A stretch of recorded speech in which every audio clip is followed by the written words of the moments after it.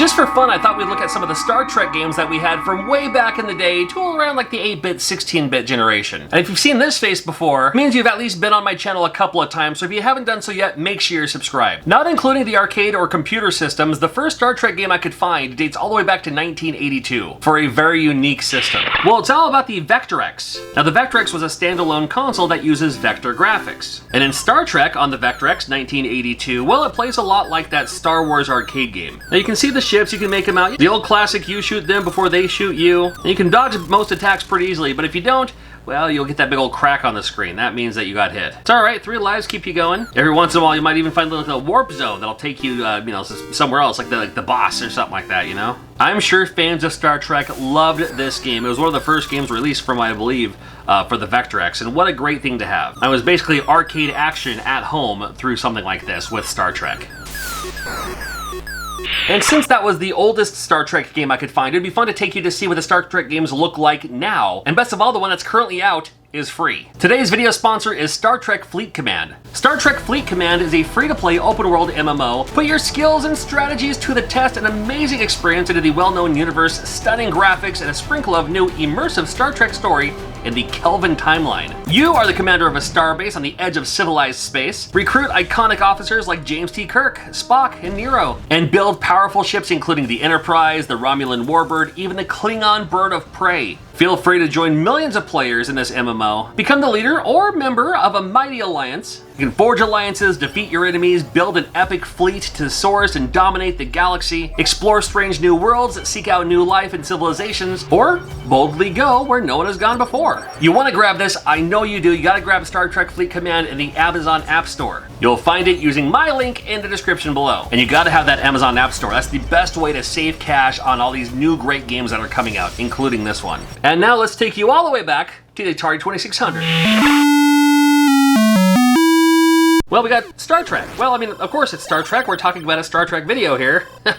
And this is based on the arcade game. And there's going to be a few of these, you'll see. Now, this is the Atari 2600 version.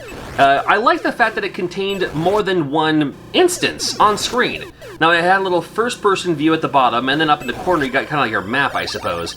And that's where you can find the other ships, shoot them out of the way and all that. You can see where you are in comparison to the other ships on screen. And those little dashes and dash on the other side, well, that's going to be like your life, your torpedoes, yeah, stuff like that. For what it was, I thought it played pretty well. It was pretty close to the arcade version.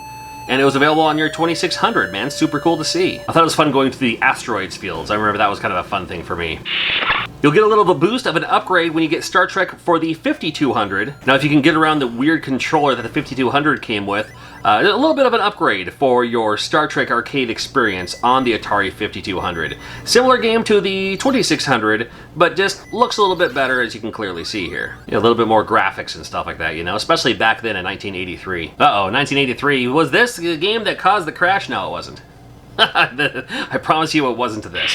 Hey, but maybe you didn't have an Atari. Maybe you had a ColecoVision. Well, we got Star Trek, and this is, again, the arcade version on the ColecoVision, and man, you know what? It's just another version of Star Trek on the ColecoVision. More the same as you're going around and shooting things and stuff like that. Yeah, why not? And computers aside, we wouldn't see another home console Star Trek game until the NES. Maybe there's something in between there. If there was, shout it out in the comments. You know more than I would. Now, the NES version was a game I actually enjoyed quite a bit. I was a huge fan of this game. And this is coming from me. I knew of Star Trek, but I wasn't super deep into the Star Trek lore. This game actually taught me a lot about Star Trek, really. You always beam down to the planet with 2 other people, and sometimes in certain episodes or levels, whatever you want to call it, they will literally tell you, like, oh, you want to beam down with this person and this person to figure out what's going on. Or maybe you'll find something on the planet where they say, oh, well, we need a biologist. And then you have to go back and find a biologist and stuff like that. Yeah, the red shirt. Yeah, you know what happens to those guys, right? In each planet, different places to explore. You can find some enemies, too. It's all about getting the dilithium crystals in this game. So it just basically brings you from planet to planet, doing little fetch quest type things and figure out what's going on, man. Huge fan of this game. I still enjoy playing this. I need to play through this again. I haven't beaten it since it first came out, but looking forward to it again. You never know what you're going to find in this game. Around the same time, this is the 25th anniversary, they also made a Star Trek game on the Game Boy. And this one actually plays more of a shooter, so that's kind of fun. I mean, I wouldn't mind seeing more side-scrolling shooter games based on the Star Trek franchise. I think they'd be a lot of fun. Yeah, so many Star Trek games are like simulators or you know, things like that. It's like, you know what, so I just want to fly around and shoot stuff. Is that so wrong?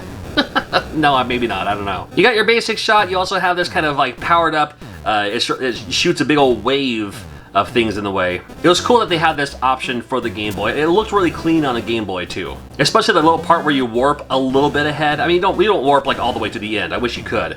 But when you did that because of the tracers on the Game Boy, you know, that ghosting blurry effect, it actually made it look kind of cool. At least for its time.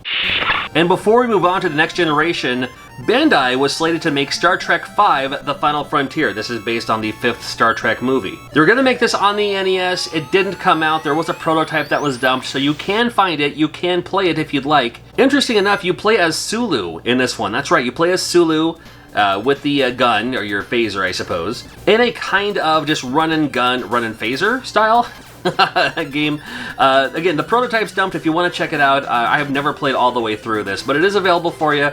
It's just a game that we could have had on the NES. And this would have come out in 1989. This would have been the first Star Trek game on the Nintendo Entertainment System had it come out in 1989 from Bandai. I wish it did. 1989 was the pinnacle year for the NES, so sad it didn't happen, but glad they found the prototype and super glad that they dumped it. Right, Star Trek: The Next Generation for the NES. There's a bit of a learning curve. And soon as you curve the learning curve, that doesn't even make sense. As soon as you figure out what you're doing in this game, it's a lot of fun. It's a lot of fun. This may have been one of those games that you need the instruction manual to tell you what to do or how to go about doing things. But it sure was a lot of fun, because each time you play it, it might be a different mission that you start with. Now Picard's going to tell you what's going on. Like, oh, we have to go over here to save this, or we have to go over here and fight these guys or whatever. So that's when you have to do the things you need to do. You need to, you know, warp to the different planets. You got to find out which planet to go to. Sometimes you might run into enemies. You got to shoot them out of the way. Different things with the engine. You got to set up the engine by doing this little kind of, you know, tracking puzzle thingy and stuff like that too. Very interactive, and there's always something else going on with this game. Again, like I said, when you first play this game, it might be a little confusing, but once you figure out how to get around and kind of say, okay, he's going to tell me this, and I have to go over here and then do this thing, then perfect. I think it's a lot of fun. I definitely think it's worth checking out. They also did make this game for your classic Game Boy, and it plays very similarly. You know, the same idea where you have to go to a certain place and then, you know, maybe fight some enemies and stuff like that too. Yeah, not a bad idea, man. A good look for the Game Boy. Star Trek: The Next Generation, that's right.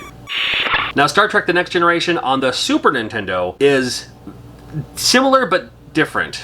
That's redundant. All right, so it certainly looks cool, right? It certainly looks cool. But you'll get like a beaconing call saying, hey, you know, like in this instance too, you gotta go save someone. Not a problem at all. They tell you where to go. You type in the coordinates of, well, where you need to go. Again, like I said, very, very cool visuals, especially on the Super Nintendo. Choose who you want to bring with you. And then it turns into, you know, kind of this style of game where you're looking around and, you know, you gotta solve the puzzles or defeat the enemies or save the thing and stuff like that too.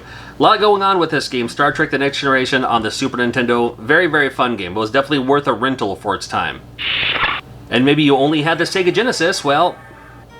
No, I love the fact that they used that for the Sega Genesis thing. Again, very available on the Sega Genesis. Same as the Super Nintendo, but you also had it for the Sega Genesis. Very, very cool. Now, we already talked about a couple of classic Game Boy games. There's another one that they had that was Star Trek Generations Beyond the Nexus. And this was more about just the shooting element of it, too. This was just more about the fighting the enemies in that kind of spaceship shooter style. So, if that was your thing, this would have been perfect for you.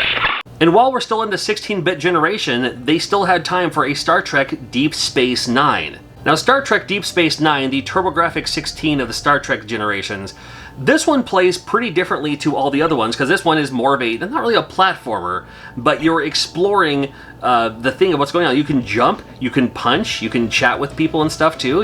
It's a whole lot of running around. It reminds me, especially this first part, reminds me a lot of, it's going to be kind of a weird analogy, but it reminds me a lot of Alex Kidd in High Tech World for the Sega Master System, where it's like you're looking for action, but it's a whole lot of just like, we're running over here and talk to this person, now run over here and talk to this person, run back over there and talk to this person. Well, it feels like you're at work. And, well, I suppose, you know, you're actually playing someone who's at work, so I guess I can't fault that either. And if you only had the Sega Genesis, well, they also had the same thing on the Sega Genesis. In my opinion, I think I like the Genesis version of this better. It just, I don't know, it just plays a little bit more cleanly. I like the button layout maybe. I don't know. I can't explain it, but I think I just like this version on the Sega Genesis just a little bit more. And believe it or not, they didn't make any Star Trek games on the Game Boy Advance. Yeah, a game system that has like 4,000 games available, but none Star Trek. Interesting. Thank you so much for watching, and again, make sure you're subscribed. I can't wait to do another video for you here in the very near future, and don't forget to check out Star Trek Fleet Command, the free MMO available right now. Grab it now in the Amazon App Store, and again, it's free. You got nothing to lose.